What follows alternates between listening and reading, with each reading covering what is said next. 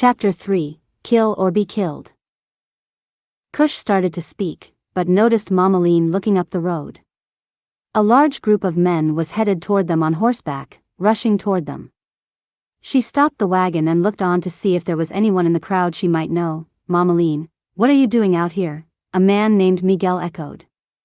Mammalean leaned back. "No, Miguel, what are all y'all going in such a hurry?" Miguel replied, "The war has started. An estimated 500 or so anacondas are on this side of the river. We found a few sky crafts and hover boats on our side. You should make haste and stay put. The anacondas are trying to take back the Mississippi Bridge, and a few are trying to flank us on both sides. We're posting up every mile from Lake Providence to as far south as Newellton. Supplies are being stored from Lake Village to St. Joseph. Mammalean, we are going to need you." Mammalean interrupted, "Say no more," as Miguel turned his horse around. "If you see anything, I mean anything, in the sky, shoot it down and send the word out to everyone." Mammalean shook her head. "Oh, okay, son, you take it easy, and be careful out there, yeah." "Here." Miguel slapped his horse on its backside. "Yes, ma'am," and rushed to catch up with his men. War, battles, conflicts, whatever you want to call them, they are so meaningless at times, but all during history, we have had to fight for something, I guess.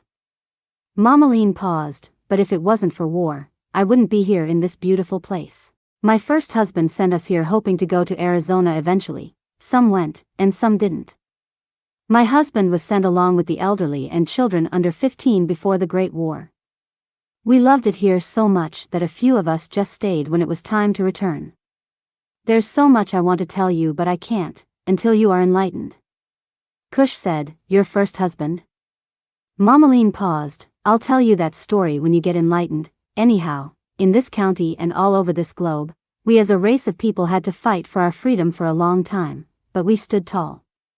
Mentally, physically, and spiritually, we have overcome great adversities. Our family had to deal with genocide, and endured the horrifying ways of enslavement on this continent. We were sexually exploited and abused by our," she held her fingers, gesturing quotations, "white masters. Our people had to fight, like Sabaoth of Ethiopia, who helped abolish slavery, and the fearless Wanyenyekevu, who led the Ashanti War, against the British. Men like Taki, the Ghanaian king, who led a slave rebellion in Jamaica, or even King Bayano, the Mandinka king who escaped slavery and fought off the Spanish for several years." Shaking her head in disbelief, Mammalean sat there in silence. Mammalean felt something in her spirit, and turned to Cush. "What ails you, child?"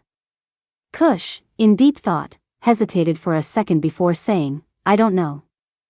I see one side of my family as fierce warriors, my mother's side, and y'all have very spiritual, I guess the word is endowment or something like that. I can't explain it yet. In which both families have united into something that, too, I cannot explain. Mammalean, when I first met you, I felt something I could not explain, but it was a good feeling. Do you remember when we sat under that weeping willow, back then, when you had that white and green table set?" Mammalean shook her head. "Yeah, baby." As she listened, Cush continued, "Big Ma, I've known since I was a baby. I felt her loving, caring personality, which I have always felt in her. I met you later on in life. I don't remember how old I was, but I remember being under that tree when I met you.